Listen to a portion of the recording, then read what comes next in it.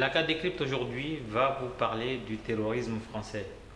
Il y a le terrorisme saoudien, terrorisme syrien, terrorisme irakien et même malien à travers le MNLA et la CMA ou algérien à travers ACMI.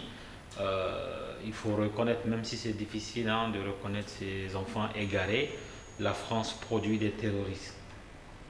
Pour vous expliquer que la France fournit des terroristes, quand vous prenez Yacine Sali, puisque c'est de lui qu'on parle aujourd'hui, c'est lui qui a décapité son patron dans l'Isère et qui est, au moment où je vous parle, en train de faire des aveux sur les modalités de son acte odieux qu'il faut dénoncer avec la plus forte rigueur.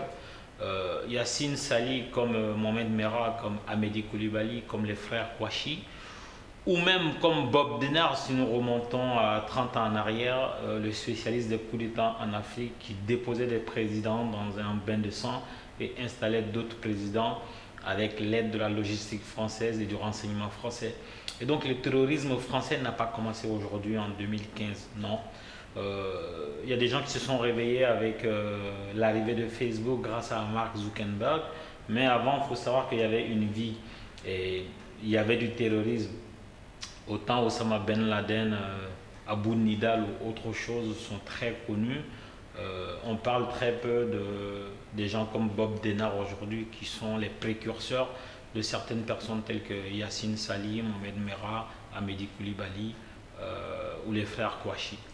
Il faut savoir que tous ces gens ont en point commun le fait d'être nés en France, d'avoir reçu l'éducation française, d'avoir été à l'école de la République, d'avoir chanté la Marseillaise, d'avoir mangé à la cantine scolaire, d'avoir été bercé par les cantines en langue française et aussi d'avoir été vacciné contre la coqueluche. Tout simplement, chose auxquelles des Maliens, des petits Ivoiriens ou petits Sénégalais n'ont pas forcément droit. Et quand on prend des gens comme Jean Amadou Tigana, qui est d'origine malienne, qui a joué pour l'équipe nationale de France, ou des gens comme José Touré, des gens comme Basile Boli, ou Karim Benzema, Atem Ben Arfa, ou Nadir Fekir, ces gens sont français aujourd'hui à part entière parce qu'ils posent des actes positifs. Karim Benzema marque des buts au Real de Madrid, marque des buts pour l'équipe nationale de France. Il est français, on ne cherche pas d'origine. Pourtant, il est musulman. Musulman n'est pas une origine. Ça, il faut. Les plus cons, il faut arrêter. Musulman, c'est pas une origine. On peut être français, blanc, on peut être américain, on peut être saoudien, on peut être malien et musulman. Tout comme on peut être malien et chrétien ou malien et athée. Donc, musulman, c'est pas une origine. Il faut arrêter avec ça. Karim Benzema, jusqu'à preuve du contraire, est français. S'il avait été terroriste, on aurait dit qu'il est d'origine musulmane ou d'origine algérienne ou tunisienne. Enfin, ça ne marche pas comme ça. On ne fait pas des arrangements avec les origines des gens, avec l'histoire ou avec la réalité.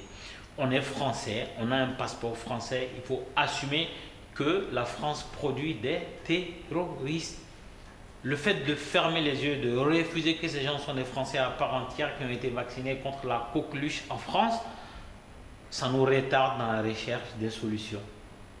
Quand on prend le cas de Yacine Sali aujourd'hui, il a toujours vécu ici, qu'il eût été radicalisé, qu'il eût été endoctriné, il est français, c'est un Français. Il faut utiliser l'expression nationalité française de ces gens-là et se dire où est-ce qu'on va chercher les solutions. On ne peut pas continuer indéfiniment de rejeter la responsabilité sur une religion, sur des questions d'origine.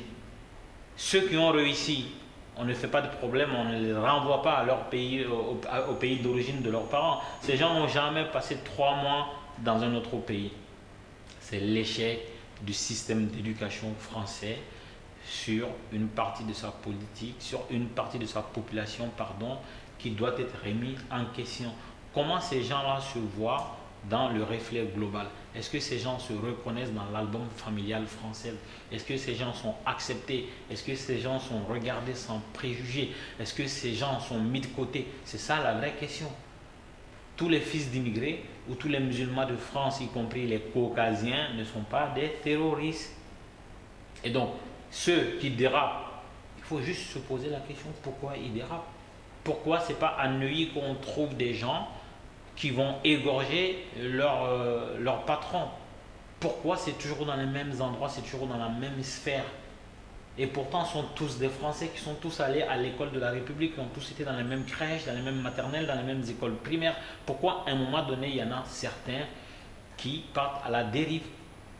Prenons le cas de Amédi Koulibaly qui habitait Grigny, qui avait rencontré Nicolas Sarkozy quand il était président de la République. Ce n'est pas tous les jours qu'un citoyen français rencontre le président de la République.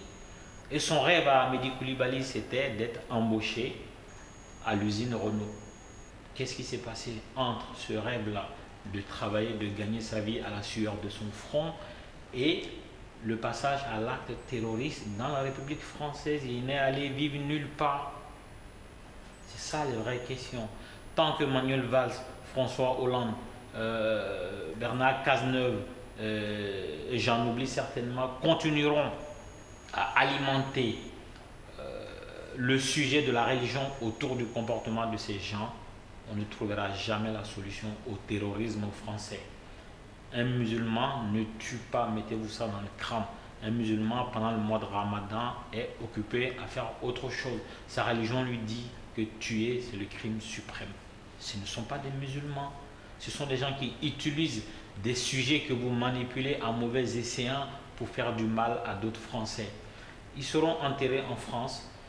Ces actes vont malheureusement se multiplier parce que nous fermons nos yeux, nous ne regardons pas en face le problème pour embrasser la solution. C'est dommage. Sur ce, à dimanche prochain.